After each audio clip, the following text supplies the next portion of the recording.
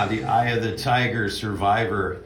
Oh man, what an inspirational song that is. Hello folks, welcome back to the Empower Hour. I'm your host, Don Wyckoff, and you are listening to 91.3 WIOX, broadcast live from the beautiful Catskill Mountains in beautiful Roxbury, New York. Now, the purpose of the Empower Hour is to prove it is never too early, and it's definitely never too late for positive life change. And we do that by showing stories and triumphs of success in the face of adversity. Now with me today, I have a superhero of a family, and I can't wait to share their story. So when I met this family, it was just a couple of days ago, and my executive director at the Catskill Center told me, you have to meet this young man. He is amazing. And then I got to meet him and his family, and I come to find out he has a very unique talent. And it is one of those things that we talk about all the time. Connecting to a passion will lead you to the successes in life. So to share this story, I have brought the family in, and I'm happy to welcome Jeffrey Burgoyce and his mother, Lynette McClellan, right? McClellan, yeah. McClellan, I got it, okay. So I guess really the first question was, we talked the other day, and I know that Jeffrey, you have a diagnosis of autism. Am I right? Yeah. Okay. And when was the diagnosis? When did that happen? Was it roughly like 3 years old? 3 years old? Yeah. Okay. And Mom, how did you come to find out that you had to learn some things in regards to, you know, having a child with a disability? Was it evident quickly that you were lost in the sea, kind of? It was. You learn that your child communicates differently, and sometimes you were communicating for them, translating what they're saying. You have to teach not only yourself, but the teachers and family members, everyone around you. So I learned pretty quickly that it was something, you're learning something new every day. Mm-hmm. Yeah, and where did you find that information to kind of move you forward? It's actually come from many people, people that have, you know, had other parents that have children with disabilities, agencies, like Family Resource Network has been a huge resource for us for the last 6 years. And like, again, there's a lot of resources out there, but unfortunately it's difficult when you have either a new disability or, you know, you have a child with a disability and you have to start from ground zero. Correct. Like, where do you find these resources and who do you reach out to? That's a problem that a lot of folks face. Unfortunately, in the beginning of the diagnosis, you kind of feel alone. You really don't know what to do or who to reach out to, so you unfortunately have to go through some trials to get to that point where you can get plugged in with either other parents that are going through it, or you know, teachers are a good resource, especially if you have a good teacher. But there are a lot of resources out there that we just don't know. Even getting them plugged into the right therapies, like occupational therapy, speech therapy, those kind of things really will help your child to be able to communicate for themselves. And the earlier you do that, the better. That's what I was struck with when I met you. I was struck with how well you work together and how much you understand. Oh, yeah. With Jeffrey. You can see that that's a real, genuine mom-son relationship. And Jeffrey, so what, like, how was your school experience? What was that like? To be honest, the first couple of years of school was pretty hard. You know, there would be situations where I was getting constantly like attacked every day and nothing really being done about it, and that led us just like moving so many times to other schools and other areas, hoping that it would be better. But at the end of it, like, there was still some bullying and other problems going on, but it was less than the previous schools that I've been to. So and at the end of it, the school experience wasn't too great, but there was also some good memories and good times. The last school that I was in and that I graduated from, you know, it was a better experience. There was there was people there to support me and back me up with things. So, and that was important, right, to have that support in the school. And Mom, you set up with a 504, right, and an IEP. Yeah. And for those that don't know, the 504 and IEP are designed to help students with disabilities kind of have accommodations built into their learning experience. And so I would assume that you had those meetings in every school. Correct, and it was almost sometimes like a weekly meeting. So that became my full-time job.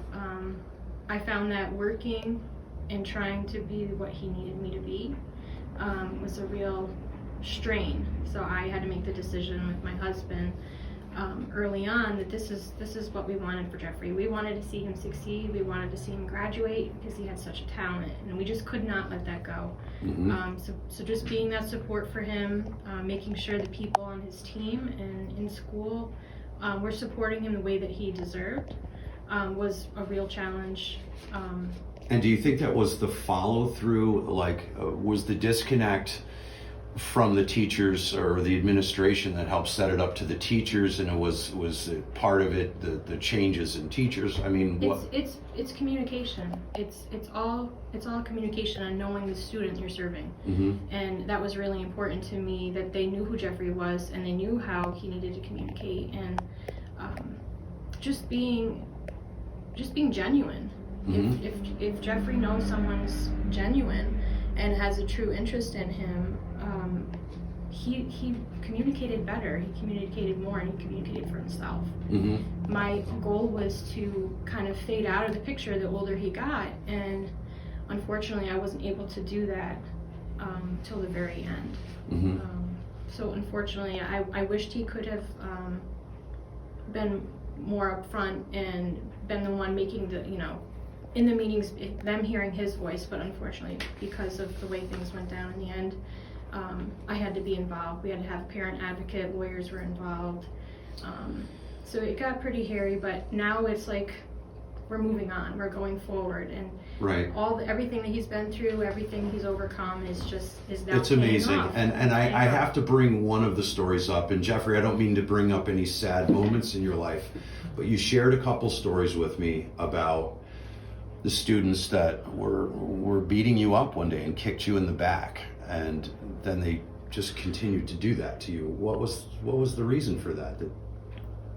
I'm not really sure for the reason behind that. Like, there might be situations or problems that one student was dealing with at home and wanted to release that anger on someone or something and caused them to do that. Or Jeffrey, I gotta tell you, I absolutely love you, man. Right? I really do. Listen, having that kind of understanding is so important, but that doesn't come from nowhere. I know Mom helped a lot with that understanding. And man, when you told me the story about your friend that betrayed you and just those kind of things, and thinking about how many schools you had to go through and do all that, and all because you learned differently. That's it. That's it. I've shared my own story on here. Some people get the diagnosis of ADHD, right? I've always thought it was a superpower of mine because I can hyper-focus on things that I absolutely love. And when we talked, it came out that you are an artist, but in a not so common way for me.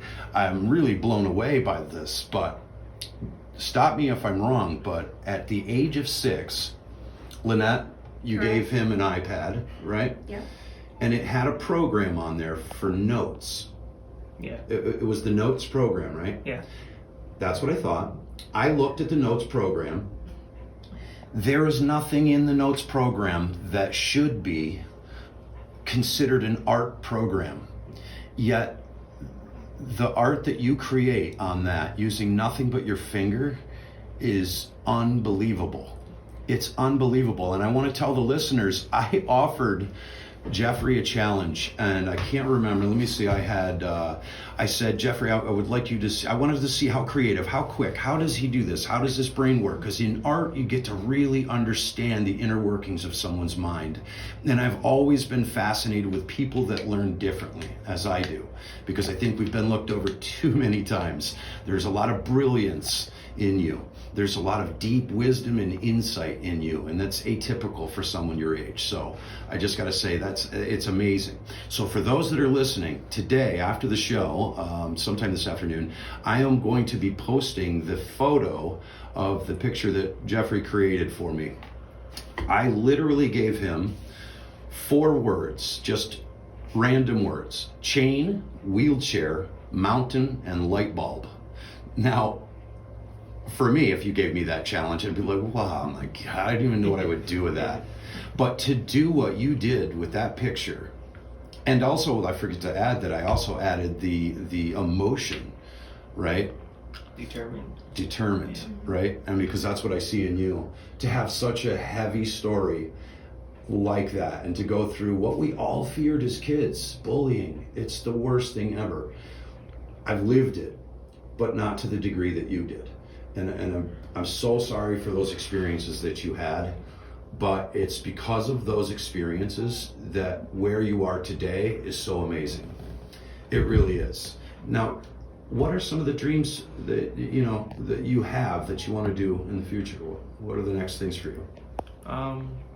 Well, in the future, I really do plan to go to college, and just later on in the future, have like a job in illustration. Mm-hmm. My dream job has always been to be like a comic book illustrator, because I'm a person who loves comic books and loves looking at the art of them, and it shows. We are recording this live, so I'm just going to go ahead and show a picture of this. This is what he created. And for those that can't see it, you'll have to check out the Empower Hour on Facebook to see this photo. And in the end, I'll give some contact information if you're interested, and how you could reach out to Jeffrey if you have an art-related project that you would like help with. Rebranding, tattoo art. I mean, I'm serious. I'm not just saying this, man. I played with the note program, and I tried to do things with it. And I do not know how you can create art on something that was made to take notes, but it's amazing. So now, that's not even with an art, program. Do you now have an art program, like in a computer, or like, so that it's graphic art, stylus, new stuff kind of thing? I just started getting programs that I used at BOCES last year, so like Adobe Illustrator and an app called Procreate, which I've never used before, and I'm still new to it, so because I really haven't used these new apps as much, like Procreate, and once every day I try to research it and just learn everything about the app that I need to learn about,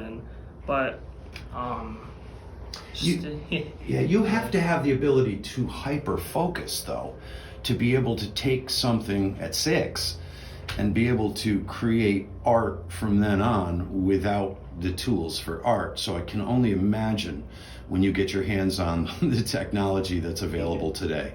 You're gonna do great, man. Now, Mom, when we talked about the bullying, you actually informed me of something that I didn't even know about, and it's called DASA, right? DASA, yeah. Yeah, DASA, and it's Dignity for All Students. Can you tell me about that? Yes. Well, when the bullying just kept continuing and I really didn't know what to do, it sometimes doesn't always fall under the educational piece of an IEP. Safety plans I was told couldn't be a part of an IEP.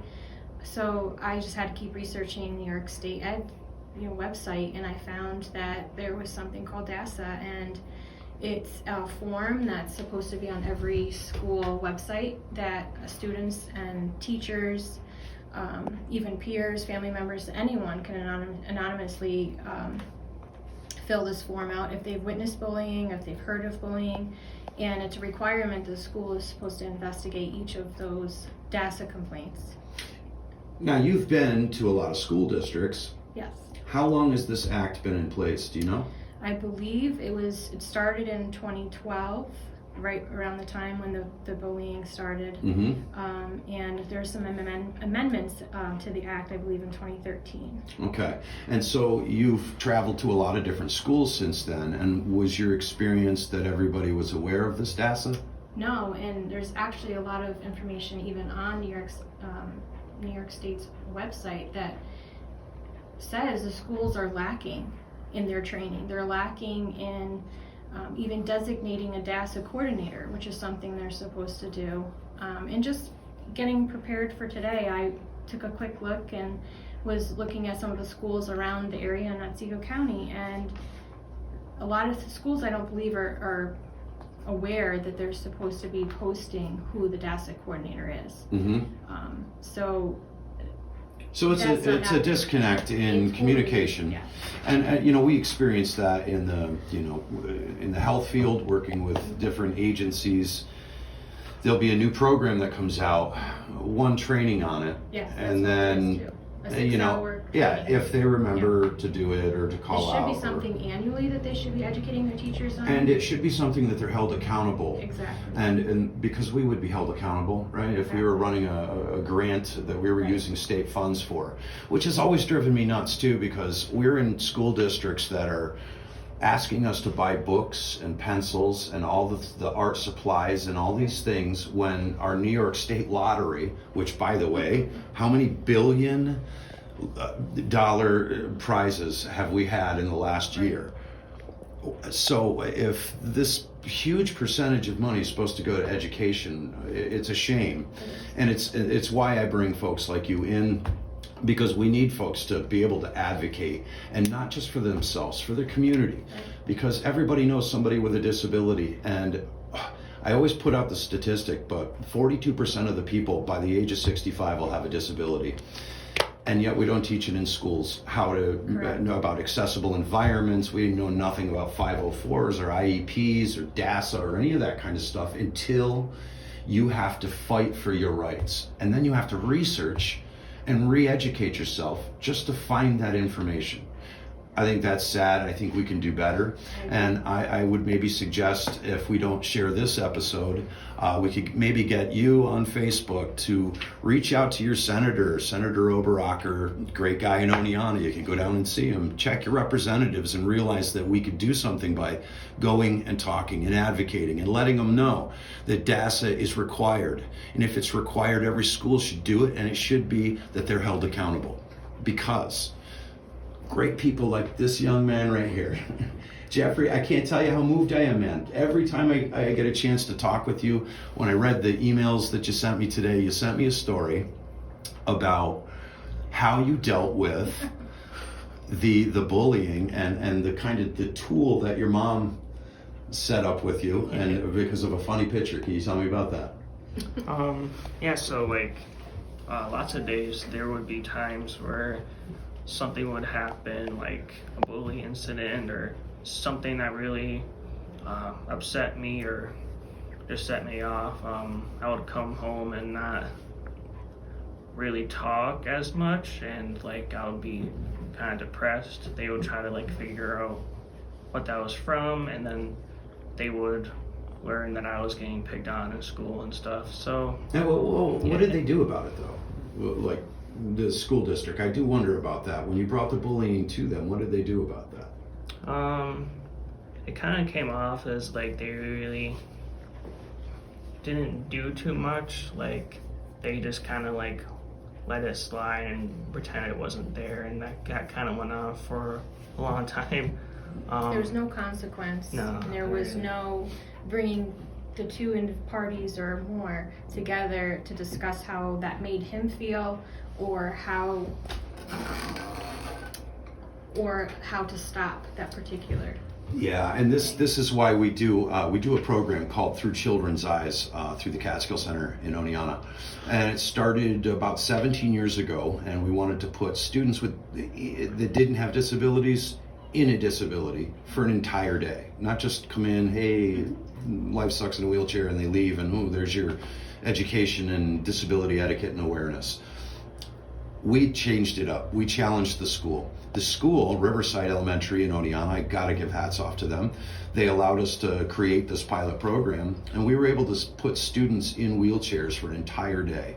Every student through a 30-day course, and they were blind for a day. They were deaf for a day, to the best that we could simulate it.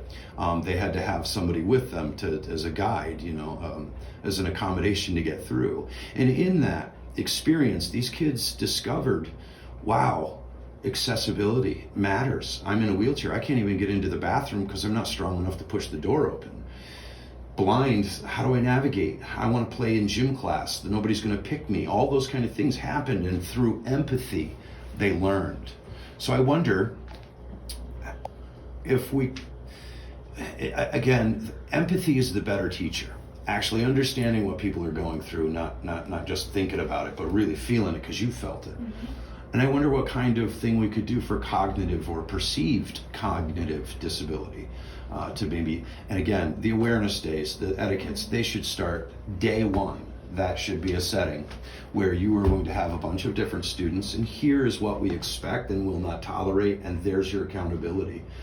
I think that's where, I would have conversations with the superintendents, and I'm like, he doesn't feel included, he feels excluded. And, I sometimes would get blamed, well, the students are afraid of you. I'm like, of course, because I want to make them accountable for what they're doing. Mm-hmm. And I think they need to be aware that what they're doing is wrong. I don't care if that student's parent works at the school or not, they still needed to understand what they were doing. And if you can't get the administration to understand mm-hmm. the type of respect and the accommodations that he needed were so that he could have the same playing field as everyone else. That's right. If you can't get the administration or your teachers to understand that, you're not going to get the student body to understand that, because they're not teaching absolutely that. Right. That's absolutely right. I want to give just a shout out to a great school that was very inclusive, was Walton School in Walton, New York. Yeah. But I had a stepson who was a bilateral amputee, and he was not only not picked on, he was the mascot for the football team. Everybody loved him, and they understood him. They took a lot of steps to ensure that there would be no bullying in the school. There shouldn't be a disconnect from school to school. It's important across the board, and we never know the student's body that we have. And like you said, everyone has problems and stressors. The people that pick on you, they don't understand. They don't understand what's happening. And it's when you can go out and talk about it, which is why I'm so happy that you came on the show, because I hope that you'll share this to let folks know on your page and your social media, so that they can learn who you are and that you have a purpose behind you. And I think that purpose is art. I understand that, but I challenged you with those words because these are the things that people face, being stuck. The picture that you illustrated that with just 4 words and an emotion is amazing. This is something of a tool that I hope that you'll teach others, man, that people learn differently, but we're no less normal than you are. And who the hell determined what normal was in the first place? Am I right? Yeah. Jeffrey, I asked you to pick a song, one that moves you, makes you happy. I think this was an Elvis Presley song, wasn't it? Yeah, I've been a big Elvis fan for a long time. Oh yeah? Yeah. That's cool. What are you? You're 18 years old now, right? Yeah. And so the music appreciation came from? Probably your dad. Yeah, so me and my dad have always listened to older music together, and mm-hmm. he actually got me into a lot of stuff like Elvis and Beach Boys and all the other classics, but this was definitely one of my favorites. That's great. Well, I hope I don't mess this up, because when I pull these up, sometimes I can't actually see the artist, and sometimes there's more than one, but let's hope this is the only If I Can Dream. All right, this is Elvis Presley. Here we go. Presley, If I Can Dream. Jeffrey, where did you come up with that song? That's just a song that me and my dad and my stepfather have always listened to in the radio. Me and him went to the same school together, so every day we would have the 80s channel or the Elvis channel playing, and that song always popped up, and it's always been like one of my favorites. So, Oh, that's good, man. Yeah. Well, the reason I asked everybody to bring in a song is because music for me changed my life, and I'd always been passionate about music. And when I was a kid, I had some, I can't go through it all right now, but I had a pretty bad background. And it was music that literally pulled me out of it. Now, a lot of people say that, but I ate, dreamt, slept, did everything with music until I finally did what I'd always wanted to, even though everybody told me I couldn't. And I just joined a band and I toured and did everything I wanted to do, and I did that for 20 some years. And it helped me build up the confidence in myself. It helped me in so many ways. But all of us, just about all of us, can relate to a song where when we hear it, it moves our energy into nostalgia of the moment that you'd heard it before, right? So I hear a song when I was like just young and just, oh man, this song made me feel summer, all those kind of things. So I tell people, stack your playlist, make CDs, so that when you become depressed, discouraged, right, you throw this on and it's the first step you do. On my phone, well, she has my phone, but on my phone I have one that's just called motivation. And anytime I'm depressed, it all boils down to I'm not motivated. So I need to get up. And if you're feeling weak, this is why I start this show every time out with Eye of the Tiger, because I think universally we can all say when you hear it, you're boxing, you're thinking of Rocky, you know what I mean? Yeah. And when you load your head up with some music that moves you and cranks you up, even when you're depressed, it'll actually change your physical state. Your mental state will change. So that's why I asked every time. So, okay, so before we get back into the questions I had already written, Lynette, no one has as much passion in advocacy or tenacity to fight through multiple schools, lawyers, judges, without having an experience themselves. Did you go through some stuff when you were young? I totally did. You know, I was bullied when I was younger, around his age, and I really wish I had support. I really wish I had somebody that I felt like I could go to. I felt alone. I had a lot of mental health issues from that. A lot of trust issues, which I still struggle with. Mm-hmm. So having that support and connection, and making sure that if something ever happened to me, you know, that Jeffrey has those people in his life. So that's still something that I'm working towards, finding those people that we could trust. But I totally did go through those things, and I could understand where Jeffrey was, and I parented him the way I wanted to be parented. That's my daughter's also in the studio, Indigo, and she's everything I ever wanted in a child. Yep.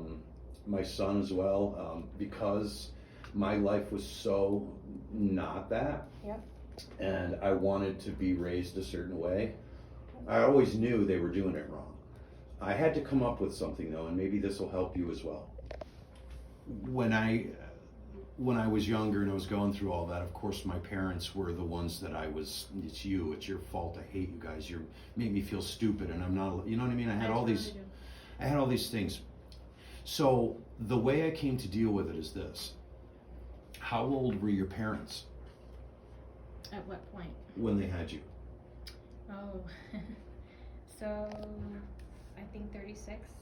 They were later? Yeah, they were. So I was the last of three girls. Okay, yeah. okay. So they were much older, so my parents are in their 80s right now. Okay, all right. And so for me, it was a matter of I had to look at them and go, okay, what was the circumstance?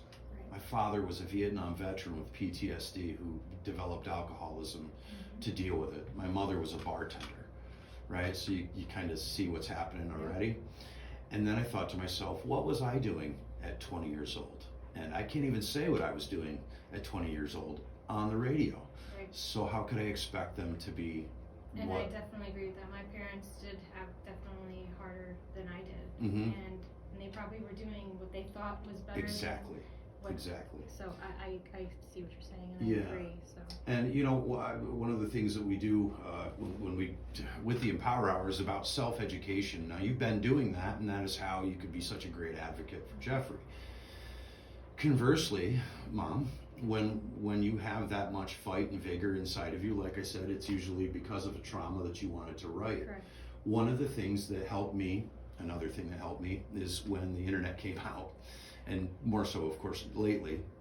But about 10 years ago, I really wanted to understand people because I was doing motivational speaking, and I really wanted to understand more about why people give up. What is it, And as long as I've been doing it, I still realize that there's so many different personalities out there. But what made me able to do it was Googling Psychology 101, right? I threw that on YouTube. And if you're listening and you want some fun, go ahead and Google that or put it on YouTube and check out Psychology 101, and you will realize that Cambridge University professors are giving out the information that they give to students who are paying $250,000 a year. And it's free. Do I get a degree with it? No.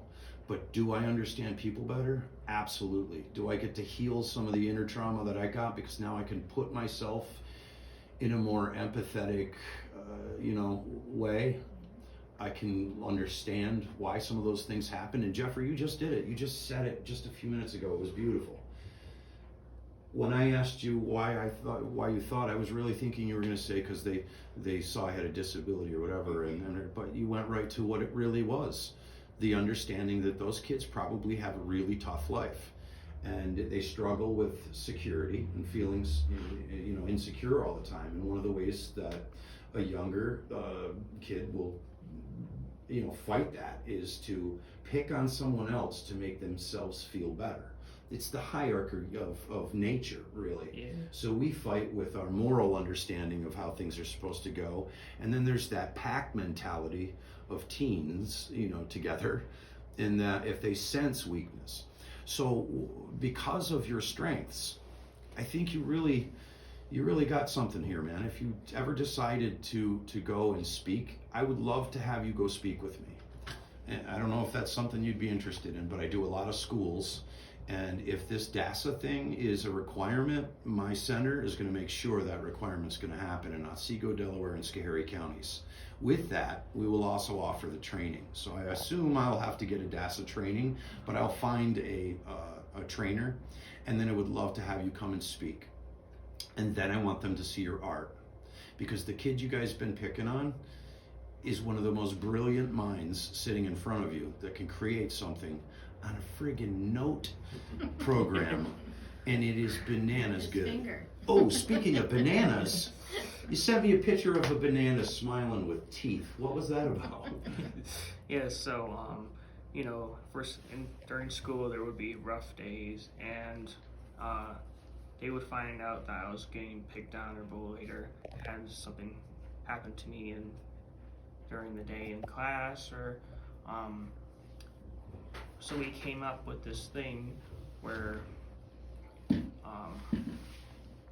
we saw a funny banana gif or photo that had funny smiling teeth on them, and we created this thing where I tried to imagine those bullies and other people who were messing with me were that banana. So the next day, because I didn't want to go back into school the next day after this happened, so we created this funny thing. So the next day I would go to school, I would just keep thinking of that funny banana picture, and it helped.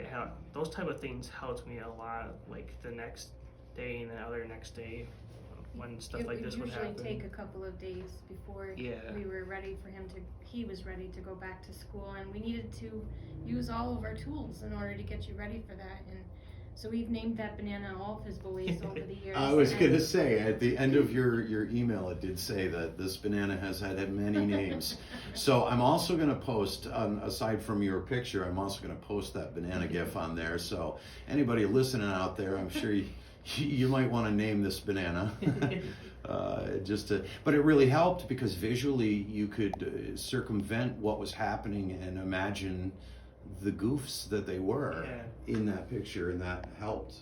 I've also used like other things to help me through tough times like that, like mostly comedy. So like we would watch, Mr. Bean together and Saturday Night Live. Saturday Night Live Yep. and just all this stuff I love watching. Like that helped me a lot through hard times. Yeah. So, And this is your husband now? Yes. Yeah. And how long have you been together? 11 years next month. 11 years. But married maybe 4 years. So 4 you've years, so yeah. you've known him since 7 Yeah. years old, then, Yeah. right? He's been And through it all. He didn't want to be on air today. He did not want to be up here on the mic, but I do want to give a shout out to him because stepdads have it rough, Oh yeah. as do stepmoms, but more so with stepdads. There's a lot of a lot of people that fly the coop, and it's usually the dad, right, that does that. And then the stepfather comes in, and in your circumstance, mom's carrying a lot of upset and rage over the schools, and that's got to be hard to deal with. But it sounds like you guys have a really strong bond, and I think that's awesome, and my hat's off to you, brother, because I am a stepdad, I've been a stepdad, and for me, it's as important as my own kids. This is my child, and it's not a matter of ownership, it's a matter of honor, because I know that what I'm able to teach them will last them a lifetime. On my arm, I talk about this all the time, I have a tattoo that says legacy over ruins.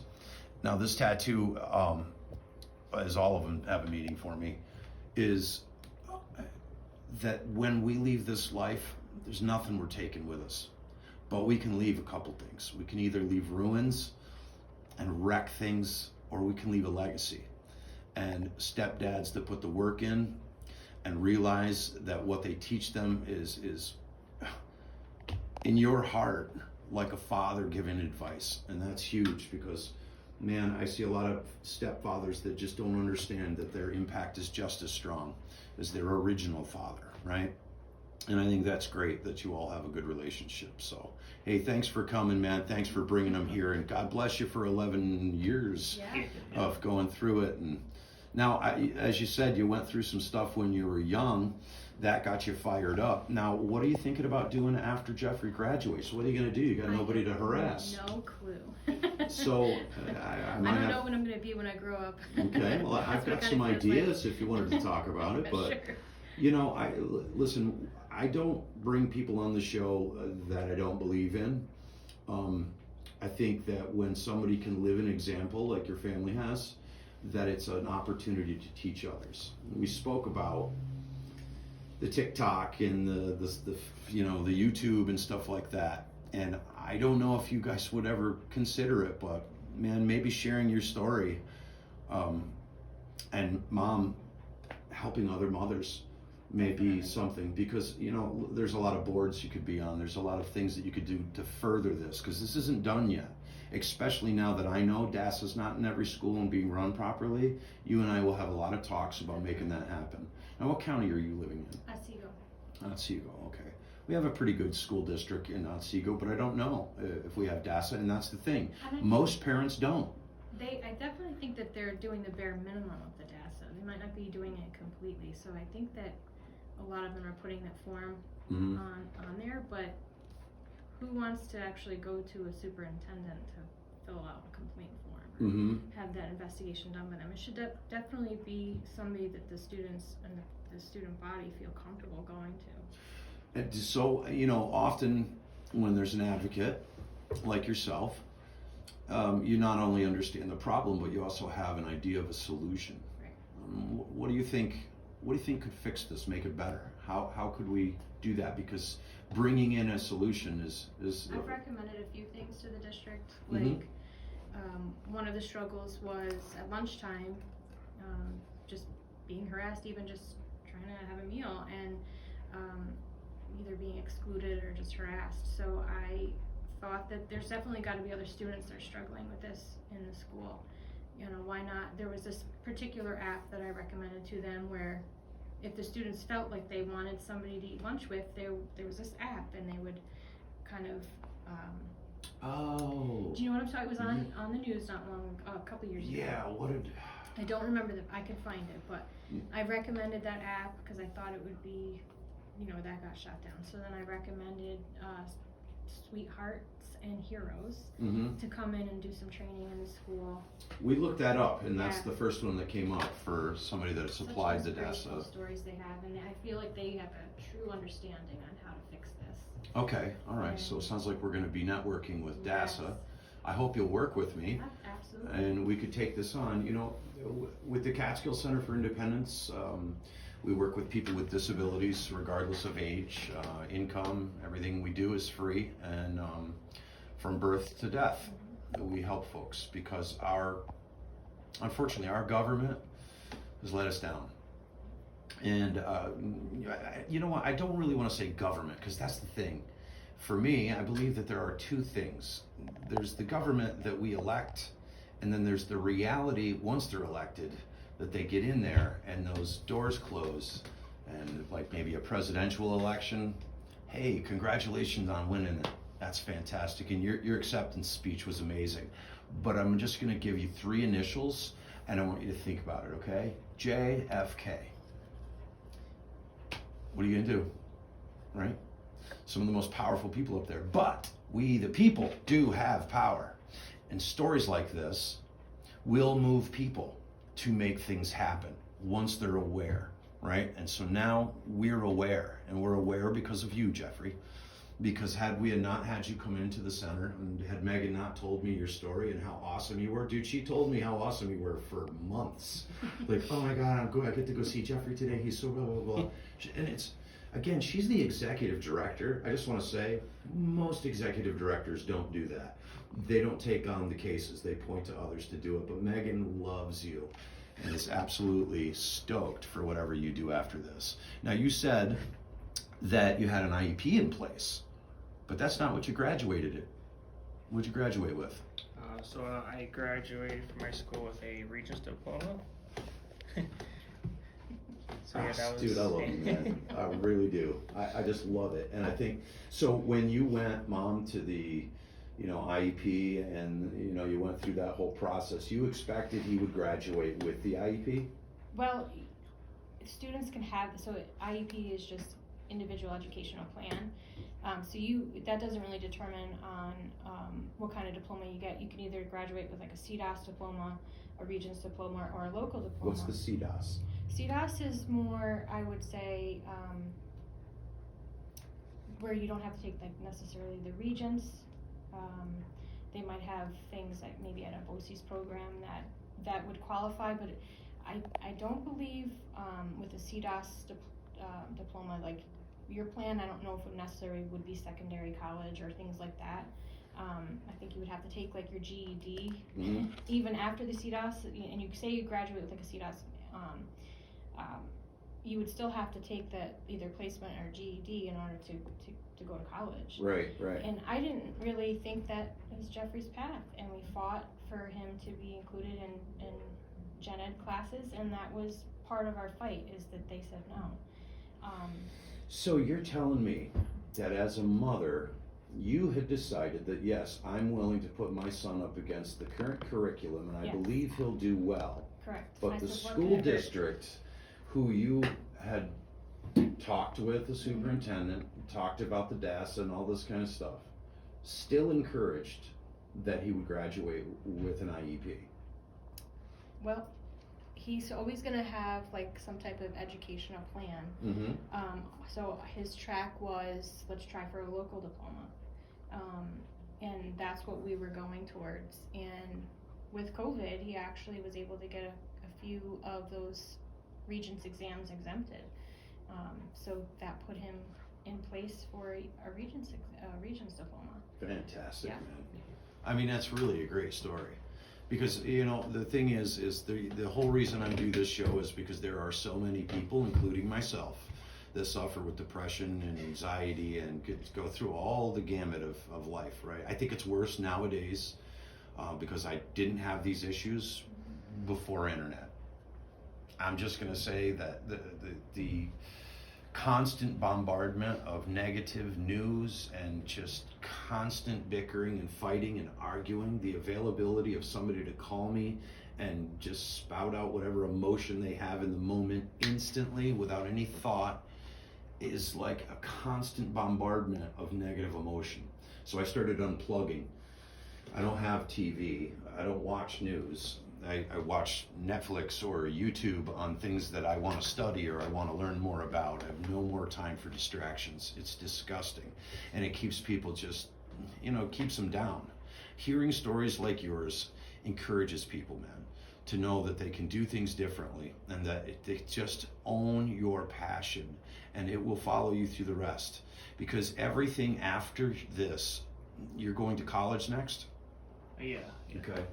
So I got to tell you, man, I always talk to people about how every opportunity, every person you meet is an opportunity to connect to opportunity. It is. It's an opportunity to connect to opportunity because everybody knows minimum of 10 people. And when they know in a few moments about you and what your passion is, they take that with them. And then the next time they hear of, yeah, we're going to redesign this, or we're going to do this, or we're thinking about rebranding or any of that, they're going to go, I know a guy. And his story is so awesome, you're going to want to know this guy. That's how this works. So how you feeling? You ready for college? Yeah, I mean, it's a big step. Like, I didn't even think I would be this far in, so it's really exciting. But yeah, like, I think I'm ready for college, and I'm ready to learn more about art or illustration or all the things I need to learn and have to go into the art field. So, yeah. Wow, that's fantastic, man. And friends, do you have friends that are going to the colleges that you're thinking about going, or? So yeah, I have one classmate I had from BOCES last year. Mm-hmm. He's a really good friend of mine. His name is Finn, and he's going to the same college I'm going into. Good. So you got a buddy to go with. That's fantastic. Yeah. And I got to tell you, you made another friend in me, man. So anytime you need something, you've got my cell, you've got my email, you give me a call. And if I can ever bring you back on the channel, I would love to have you back. Okay. And you share that experience of what the college is going and how that's going. And maybe if you consider maybe speaking, I would love to have you do that. I think once we set out how that goes, I think you would be fantastic at it. I really do. And you got such a great personality and delivery, but you're really intelligent. That's the thing that's such a bummer, is that when somebody has a perceived disability, people automatically do whatever math they can in their brain to figure out what level you are. And that's the sad thing about these classifications that we have with diagnoses of, dude, it should just be, I learn different. I bleed the same, I use the same language, I understand math, I just learn different. And that's the sadness about our schools today. So maybe we can do something about that. Again, we talked about DASA, Dignity for All Students Act. If you don't know about it, if you have children in school that need some help or some guidance, I would strongly suggest you research that. Where's that? NewYorkStateEd.gov? Correct, and you're actually, each school is supposed to be posting it in the conduct on the website, explaining what kind of bullying there are, all the different types of bullying, and how to access the form and who your coordinator is. All that's requirements to be on the school website and throughout the school. Yeah, we're all going to be on the lookout to see if that is posted now, because once I know something is supposed to, I gotta look. Yeah, just talk to your kids. If they don't know who the DASA coordinator is, if they don't know how to access the form or how to submit the form, then there's a problem. There is a problem. Now, can they submit a form online without going through the superintendent? So the forms are anonymous. Okay. So that's one thing. It's a Google form and it's anonymous, and then an investigation has to be done. And if you're just curious also to see if your district, how they're doing in that area, how many forms were submitted in the past school year, you can actually go on the New York State Education website, and there is a data collection area that shows you each district's information. And so a parent could research this, find their district, and file a complaint if they needed to do that. Correct. Excellent. And you can also see how many how many DASA complaints were submitted in the past year, and there are several districts that are at 0, and that Yeah. to me signifies that that's not truthful. That bullying is definitely going on at school, it's just not being reported. My daughter as well had went through some of the bullying and some of the stuff in her own school district. I did not have the tool. I did not know about DASA. Did you know about DASA? Never heard.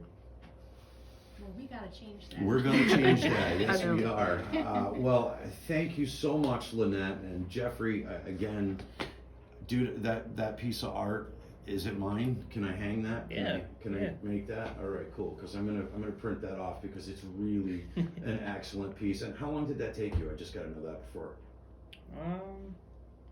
The outline of it probably like, I don't know, took a day Mhm. because that's like more of a bigger thing with the whole scene going on. The coloring takes a little bit of time when I'm doing the art, so that probably took another day. So probably like roughly 2 days, I would say. But you did it with your finger. Yeah. Come on. Oh, I still can't believe that. But listen, everybody, thank you so much for joining me on the Empower Hour. Thank you guys for joining us on Facebook. We look forward to the next show. Next week, we will have Megan Staring, Executive Director of the Catskill Center. She's going to join us and talk about some of the new programs that are out there. And that's it. I'm out of here. This is Imagine. Enjoy.